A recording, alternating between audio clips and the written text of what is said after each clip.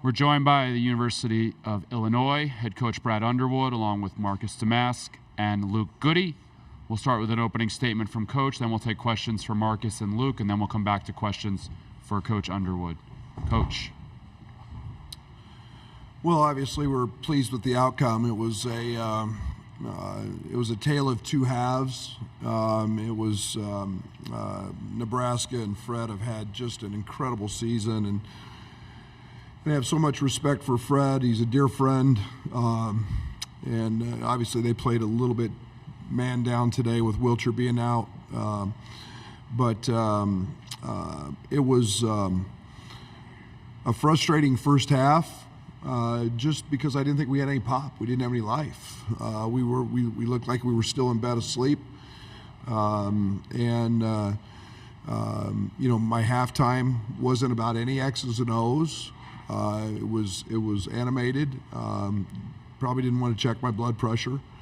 But we had to find some life. And then it obviously didn't work because we had to call a quick timeout in the second half. And then they responded. And it was on them. It wasn't me. It was all them deciding to play. And that's who we can be in the second half. I thought Luke and Ty were just unbelievable today with their offensive rebounding. I think they had 11 of our 14 impacted the game. Obviously, Luke made some balls, which is absolutely great to see. He's been fighting some injury with tendonitis in his knee and an ankle. And then Marcus, you look down and it's 16, 8, and 7. You're talking almost triple-double type numbers. So, you sit here and you talk about a lot of things, and obviously Terrence breaks the tournament record. But the most important thing I hope our guys learn is, it's a lose and go home, and we can't have first halves like we had. Today the second half was fun to watch this group play because we can be pretty good when we do that. Questions for Marcus and Luke. We'll start in the front here. Jeremy in the middle. This is for both you guys. 40 points is obviously a record. What's it like to have Terrence Shannon on your team right now? Luke? It makes it easy on us, right? You get a defensive rebound and look for him in transition. That's basically the key to it. And when you have someone as gifted of a scorer and as gifted of an athlete that can get downhill and then still go 5 for 9 for 3, it's pretty special. So when you got a teammate like that, all you can do is look for him. And, he was able to knock down a bunch of shots tonight and help our team win. Stay in the front, middle left. Marcus, obviously a little more comfortable tonight. You shot it better. What went into that, and how did you feel? It started that game maybe a little slow, but then you got into rhythm. Yeah, it's just basketball. Whether you miss a shot, you make a shot, there's another possession. So the mindset is just next possession, how in this possession am I going to help my team win? So I try not to think about what I'm doing other than the next possession and how am I going to help my team.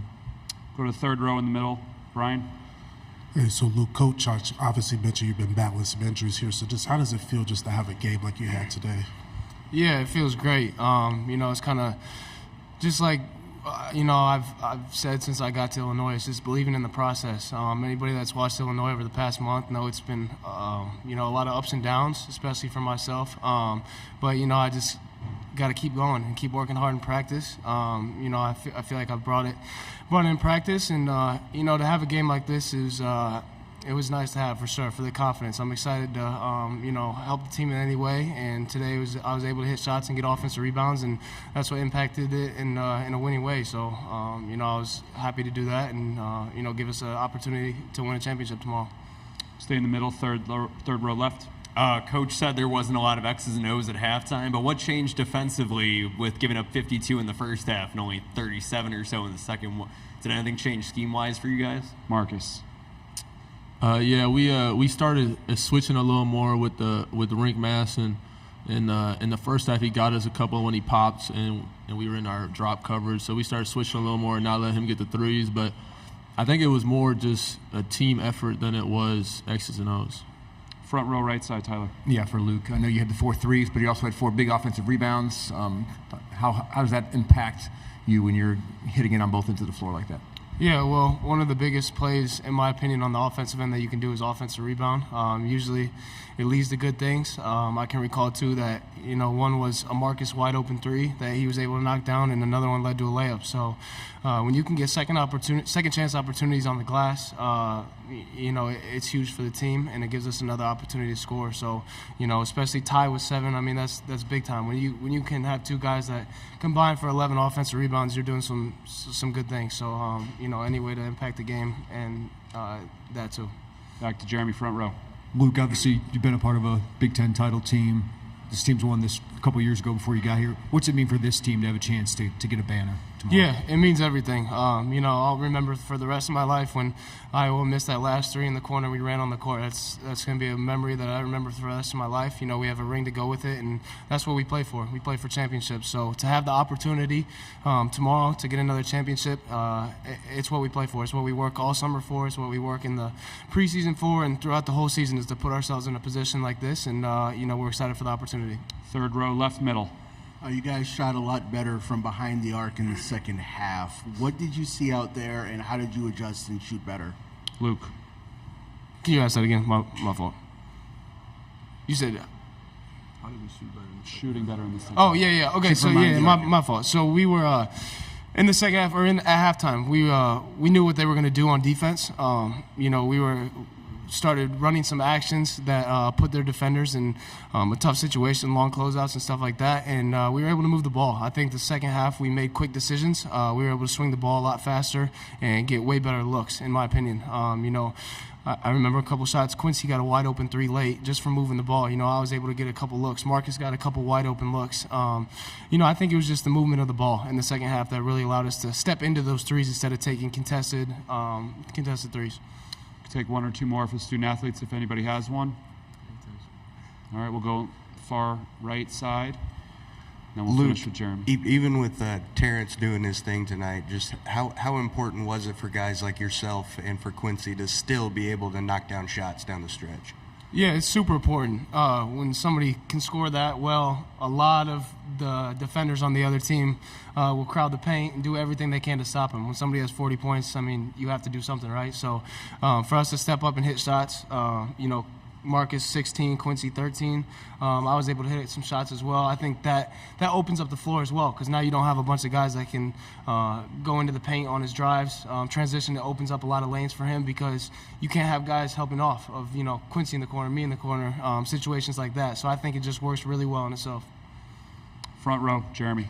Marcus, Terrence has 25 plus in 8 of 11 games. Just you're a guy who can go off like that. What's that do for you guys as a team? It helps with spacing. When you got guys that can shoot it as well as he does, everything opens up more for everyone else. And then teams have to focus so much on getting back in transition against them, and I mean that's tiring. Teams don't want to sprint back every single possession. And Terrence, he's got a motor that he just keeps going. He doesn't get tired, so he just little by little wears teams down. I mean, he drew 10 fouls. That hurts teams. Marcus and Luke, thank you. You can head back to the locker room. We'll continue with questions for Coach. If you have a question for Coach Underwood, please raise your hand and we'll get the mic to you. We'll start on the right side, front row. Tyler. Brad, similar situation in the second half today. Early timeout in the first couple minutes. Yesterday you were pretty visibly upset. Today, not as much. What was your message different compared to yesterday? At some point, it's not me. They've got to want to do that. You can't. This team has a lot of pride, and I challenged them at halftime, and then there wasn't much there, and so I just sat there for a good little bit. I didn't say much. I didn't say anything, and at some point it's got to be their leadership take over. Quincy Guerrier really stepped up. That became a happy huddle in terms of encouragement and so on and so forth. And it's amazing how that worked for our team. But I didn't sub very much. I let those guys run for a long time, and that was really encouraging to see, because it's on them, and it wasn't me. Yesterday was more me. Today was more them. Third row, middle. Coach, the Big Ten tournament's never seen something like what Terrence did today. Have you ever seen anything like what Terrence did today in your time coaching over the decades? I was very, very fortunate in that I coached Michael Beasley. And Michael Beasley is a freshman, averaged 26 and 12. So unfortunately, I saw Michael do that quite a bit. I saw him have an unbelievable game in Allen Fieldhouse one night against on big game. And so I have, but that was pretty special today. I didn't realize he had that many. I mean, you get going just in the flow of the game, and we like the matchups, and we put him in situations, and he it was kind of a just fell into those things. It wasn't strained. Front row, Jeremy. Brett, obviously there's been a lot going on with him throughout the year. Can you put into context what his mindset has been throughout this to be able to play at this level? Great. He's handled it like a professional. He knows there's a serious situation out there. He's been an unbelievable teammate, but he has been great. He has handled it. His work ethic hasn't changed. It took him a little bit to come back because he's a great teammate, but been very professional. Front row, Brad. Brad, you guys, second half, you're able to get in the paint. Nebraska doesn't, they really leave a guy in the paint almost, but you were still able to get to the basket. What'd you change offensively to make that happen? And I think Luke and Marcus both mentioned it. Ball movement. We got ball movement. We call what we do 0.5 basketball, and that's making the extra pass. It hits your hand and it's out. And first half we held it. And I bet half the time we reversed it back to the same side or threw it back to the same side we got it from. So we were driving it right back into the defense. And, that's all we talked about literally at halftime and one of the timeouts. Just get rid of it. And then you can drive it. And we've got some guys who are good at driving mismatches. And I thought Ty and TJ were those two. I thought Coleman had some opportunities to do that. And that freed everything up. Take two more. Brian in the third row middle, and then we'll finish on the right. So, Coach, we see Ty Rogers this weekend just refusing to lose. Can you just talk about just that importance for you guys, obviously, for this month? Yeah, it's nice to see him play well because he's been working his butt off in the gym, and it's amazing how that works. Good things happen to those who work hard, and he's always a great teammate. He's guarding with intensity and purpose. But his rebounding's been phenomenal, and again we made a change in the second half, putting him on the ball and getting Marcus off of it, and he just got downhill and created some easy opportunities for himself as well. We'll finish in the third row middle left. In the previous matchup, Coach, Casey Tominaga had an amazing game shooting the ball. What did you guys do differently against him today to make sure he didn't get off against you guys again? Prayed. He's the one player in the country that maybe the only player in this league that really gives me angst, and because you can guard him great and it not matter, and we really guarded him very, very well in Champaign in the game, but I think the one thing we wanted to do is make sure they were twos and not give him uncontested threes or blown assignment threes. And I thought for the most part, again, Terrence had, my game plan going in was to keep Terrence in on him all the time and not have to sub that. But again, shows why Terrence is really good. But he's a terrific player. He's had a terrific season, and I'm glad we don't have to play him anymore. Thank you, Coach. Congratulations. Thank you. We'll be joined by Nebraska